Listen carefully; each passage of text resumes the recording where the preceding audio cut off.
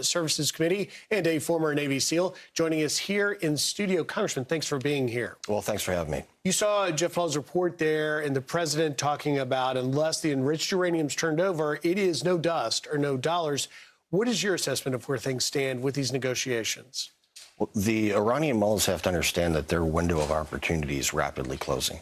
And I have the utmost confidence in President Trump and Marco Rubio and Pete Hegseth to make sure that the interests of the United States and the world writ large are taken care of. That means Iran must never have a nuclear weapon. Let's remember, it's not just the 60% uranium.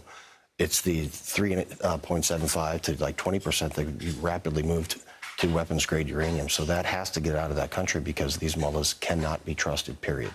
Yesterday at Arlington on Memorial Day, President Trump addressed the main ultimate goal, which is that Iran cannot have a nuclear weapon, but he began honoring the 13 service members that have already made the ultimate sacrifice. Listen here.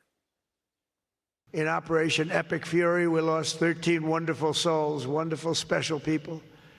These incredible men and women gave their lives to ensure that the world's #1 state sponsor of terror will never have a nuclear weapon. Oh, and they won't. They will never have a nuclear weapon. I'm sure you know that. Not lost on me is that he is at Arlington, where there are countless brave heroes who were killed because of Iran's influence in places like Iraq. Yeah, and listen, that's the real Donald Trump. Donald Trump cares deeply for our American service members and their families, the Gold Star families, and the weight that's on his shoulders is tremendous, but he's strong enough to bear it.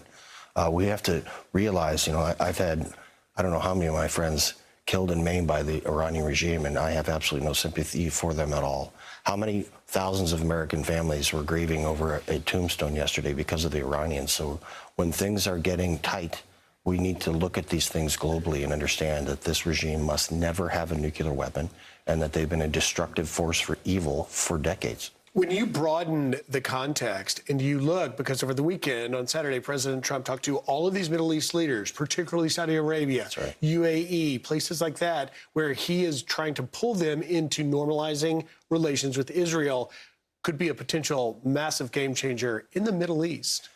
I tell you what, if President Trump can have these other countries join the Abraham Accords, it's going to move us closer to peace in the Middle East than we've ever been, certainly in my lifetime.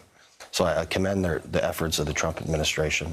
I also want to warn the Iranian administration that our patience is wearing very thin and that it's time for them to actually come to the table in good faith, which they have not done yet.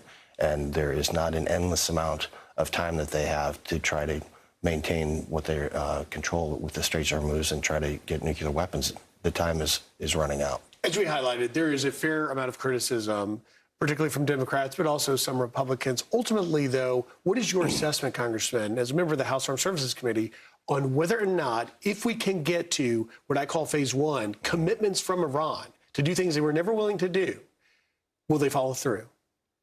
Well, let me put it this way. As a member of the House, I've lost a tremendous amount of confidence in the Senate. So when they're saying these things about the Trump administration not setting the appropriate framework, or they're worried about us being manipulated by the Iranians, they either don't know President Trump or they're focusing on the wrong issues. Why don't we get the Save America bill passed? Why don't we get the Farm Bill passed? Why don't we let these guys focus on more domestic policy and allow the executive branch to do foreign policy? That's how things are designed. Congressman Van Orden, thank you for your service to our country. You're welcome. And also, thanks for being here. Yeah, thanks for having me. Have a great day. You too.